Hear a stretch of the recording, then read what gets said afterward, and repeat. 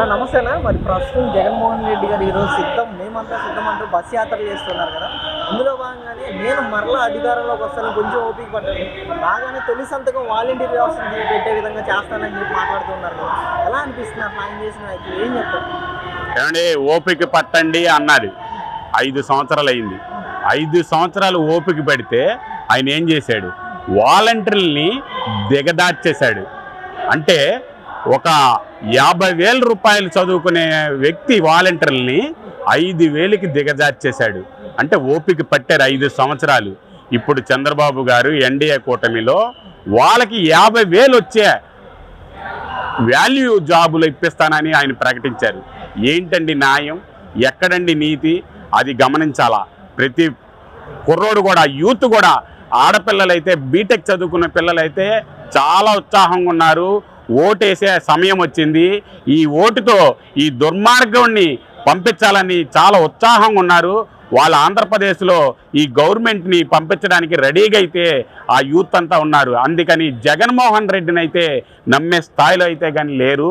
ఆయన ఇంకా ఎన్ని మోసాలు అబద్ధాలు చెప్పినా కూడా నమ్మే పరిస్థితి ఆంధ్రప్రదేశ్ యూత్కి అయితే లేదు. ఎందుకంటే ఇప్పుడు పిల్లలు బీటెక్ డిగ్రీ చదువుకునే పిల్లలు ప్రపంచాన్ని చూస్తున్నారు. ప్రపంచంలో ఏదైనా సరే షార్ట్ ఫోన్లో తెలిసిపోతుంది. కనుక ఈ జగన్ ఎన్ని చెప్పినా కూడా నమ్మే పరిస్థితిలో లేరు. ఆయన ఎన్ని అబద్ధాలు చెప్పినా గవర్నమెంట్ ఖచ్చితంగా ఎన్డీఏ కూటమి వస్తుంది. ఈ సందర్భంగా తెలియజేస్తున్నాం. అంటే ముఖ్యంగా ఇక్కడ విజయవాడ రాజకీయాలు చూస్తున్నాం. ఈరోజు వెస్ట్ నియోజకవర్గంలో మొన్నటి వరకు కూడా పోతిన మహేష్ గారు జనసేన నుంచి టికెట్ కావాల్సిందని చెప్పి ధర్నాలు చేసిన పరిస్థితులు కూడా చూస్తాం. ఈరోజు ఆయన వైసీపీలోకి వెళ్తూ కూడా పవన్ కళ్యాణ్ ఇలాంటి వ్యక్తి అనుకోలేదు, రాజకీయాలు ఇలాంటివి చేస్తారు, ఇంత దిగజారిపోయాడని, నన్ను మోసం చేశాడు అని చెప్పేసి ఇలాంటి ఆరోపణలు చేస్తున్నారు కదా. ఏం సమాధానం చెప్తారు? ఏంటి, పోతిన మహేష్ గారి దగ్గర నేను జనసేన పెట్టిన ఒక 6 నెలల తర్వాత జాయిన్ అయ్యే వ్యక్తుల్లో నేను ఒకడిని. ఆయన గురించి బాగా తెలిసిన వ్యక్తుల్లో నేను ఒకడిని. ఎందుకంటే గత 9 సంవత్సరాల నుంచి కూడా పోతిన మహేష్ గారి వెనకాలే మేము జర్నీ చేసాం. ఈ పవన్ కళ్యాణ్ గారి గురించి మాట్లాడటానికి ఆయన జీవితంలో వాళ్ళు ఎవరు సరిపోరు, వాళ్ళ కుటుంబంలో ఎవరూ సరిపోరు. ఎందుకంటే పోతిన మహేష్ గారు అసలు బయట గుర్తింపు తెచ్చుకున్నది పవన్ కళ్యాణ్ గారి పార్టీలోనే. ఎందుకంటే అది ప్రతి వ్యక్తి కూడా పశ్చిమ నియోజకవర్గంలో తెలుసు.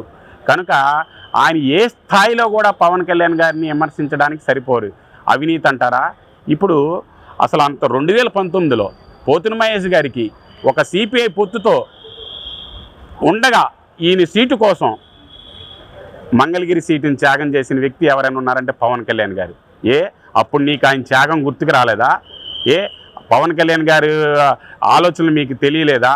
ఇప్పుడు ఏదో సీటు ఓపేసరికి పవన్ కళ్యాణ్ గారు అవినీతి చేశారంటారా? అవినీతి గురించి మీరు ఎలా మాట్లాడతారండి? వైసీపీలో అమ్ముడుపోవడానికేగా మీరు వెళ్ళిపోయింది. మీరు ప్రజల కోసం ఉంటే, ప్రజల కోసం రాజకీయాలు వచ్చి ఉంటే ఆ పార్టీలో ఉండొచ్చు కదా. మరి మీరు వేరే వైసీపీలోకి వెళ్ళారంటే ఏంటి? డబ్బు కోసమేగా. ఇక్కడ తెలిసిపోతుంది మీ అవినీతి అన్నది ఏంటన్నది. ఇంకొకటి, కార్యకర్తలుగా మమ్మల్ని ఎదగనవ్వకుండా చేసింది పోతిన మహేష్ గారే. ఎందుకంటే మాకు 47 డివిజన్లో అధ్యక్షుని నేను 9 సంవత్సరాల నుంచి పార్టీలో నమ్ముకొని కష్టపడితే నా మీద వైసీపీ వాళ్ళు దాడి చేస్తే 2 లక్షలకు అమ్ముడిపోయానని ప్రచారం చేసిన లీడర్ అండి ఆయన ఎలా నాయకుడు అవుతాడండి? కనుక మాకు దరిద్రం వదిలిపోయింది వెస్ట్ నియోజకవర్గంలో. మేమైతే అమ్మవారిని మొక్కుకుంటున్నాం, మాకు దరిద్రం వదిలిపోయింది, ఈ రకంగా మాకు విముక్తి కలిగిందని మేమైతే ఎంతో సంతోషంగా ఉన్నాం. అలాగే అవినీతి గురించి మాట్లాడితే ఇంకోటి చెప్పాలి. మా డివిజన్లో రాళ్ళపీడు గోయిందని ఒక జనసేన కార్యకర్త వైసీపీ మీద తిరగబడి ఫైట్ చేస్తే వాళ్ళ మీద ఎస్టీ కేసు పెట్టారండి వైసీపీ వాళ్ళు. వాళ్ళ మీద ఒక్కరోజు కూడా, వారం రోజులు కూడా ఎంక్వైరీ చేయకుండా కేసు నమోదు చేశారంటే ఎంత దుర్మార్గం!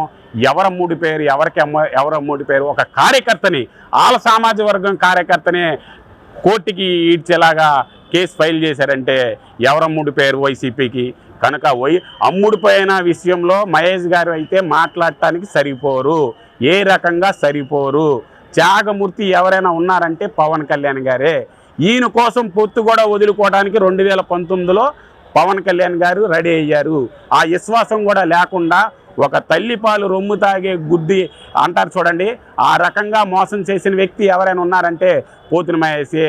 అలాగే వెస్ట్ నియోజకవర్గంలో పోతిన మహేష్ లాంటి వాళ్ళు వెళ్ళిపోయినా మాకేం కాదు. ఇప్పుడు మీరు చూస్తున్నారు మీటింగు 2000 మంది వచ్చారు కార్యకర్తలు.